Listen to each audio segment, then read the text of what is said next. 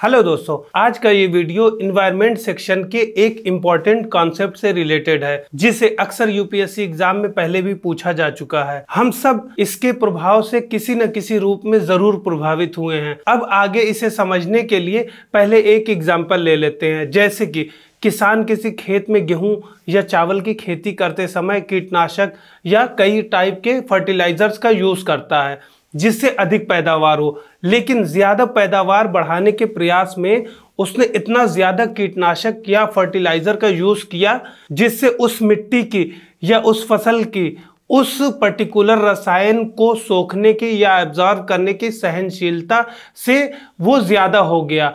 ये सेम उसी तरह से है जैसे आपके शरीर की क्षमता 5 ग्राम आयरन या 10 ग्राम सोडियम पचाने की है और आपने 5 ग्राम की जगह 50 ग्राम आयरन और 100 ग्राम सोडियम खा लिया है। अब आगे ये अनावश्यक कीटनाशक और फर्टिलाइजर खेत से या तो पानी में बह जाएंगे या फिर उसी खेत की मिट्टी में रह जाएंगे या फिर उस खेत में उगाई गई फसल के विभिन्न भागों में जैसे तनों में, फूलों में या फिर बीजों में एकत्रित होने लगेंगे। जो कीटनाशक और फर्टिलाइजर खेत से पानी में बहकर पास के तालाब या किसी अन्य जलाशय जैसे झील या नदी में चले जाएंगे, उससे वो उस जल निकाय में एकत्रित होंगे जिससे आगे यूट्रिफिकेशन होगा वहां पर, जिससे आगे एल्गल ब्लूम या शैवाल प्रस्फुटन होगा। इस प्रक्रिया में इन कीटनाशकों और फर्टिलाइजर को उन जल निकायों में रहने वाले जलीय जीव जंतुओं जैसे कि मछलियों द्वारा अधिग्रहित किया जा सकता है, यानी जल निकाय में रहने वाली मछलियों द्वारा शरीर में वो जमा होगा। अब ये मात्रा उस हद तक तो ठीक है जितनी की मछलियां या अन्य जीव जंतुओं द्वारा चयापचय क्रिया द्वारा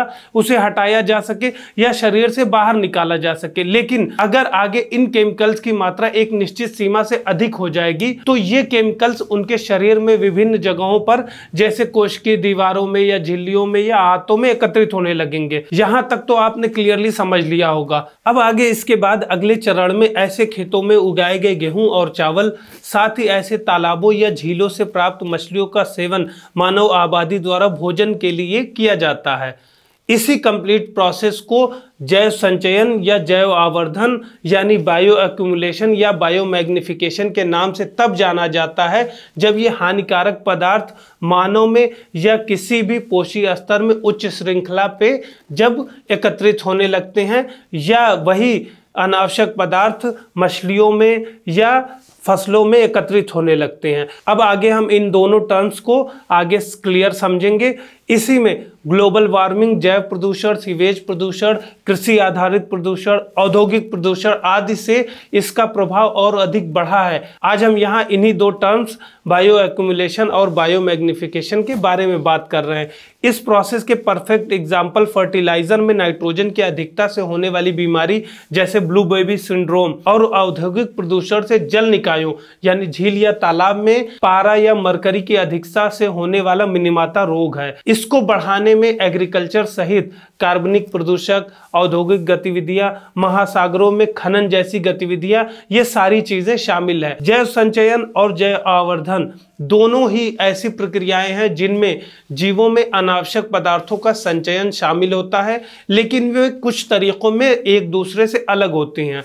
जैसे जैव संचयन यानी बायो एक्यूमुलेशन में एक पदार्थ समय के साथ किसी जीव या खाद्य फसल के अंदर जमा होता है। ऐसा तब होता है जब कोई जीव किसी पदार्थ को उससे अधिक मात्रा में अवशोषित कर लेता है जितने की तेजी से उसका चयापचय द्वारा या उसे अन्य प्रक्रियाओं द्वारा हटाया जा सकता है। यह पदार्थ जीव की कोशिकीय दीवारों या झिल्लियों के माध्यम से परिवहन किया जाता है। ये अनावश्यक पदार्थों के परिचालन का प्रथम चरण था। वहीं जब ये पदार्थ आगे ऊपरी चरण में जाकर जैसे जिसे जैव आवर्धन या बायो मैग्निफिकेशन कहते हैं, जहां पर कोई पदार्थ खाद्य श्रृंखला यानी फूड चेन में ऊपर की ओर बढ़ता है, वह जीवों के ऊतकों यानी टिश्यूज में कंसेंट्रेट होता है। ऐसा तब होता है जब एक जीव किसी अन्य जीव का उपभोग करता है जिसमें कोई ऐसा पदार्थ होता है और वह पदार्थ उच्चतर जीव में जमा होने लगता है, यानी पोषी स्तर यानी ट्रॉफिक लेवल में अगली श्रृंखला में ऐसे अनावश्यक पदार्थों का संचयन होता है।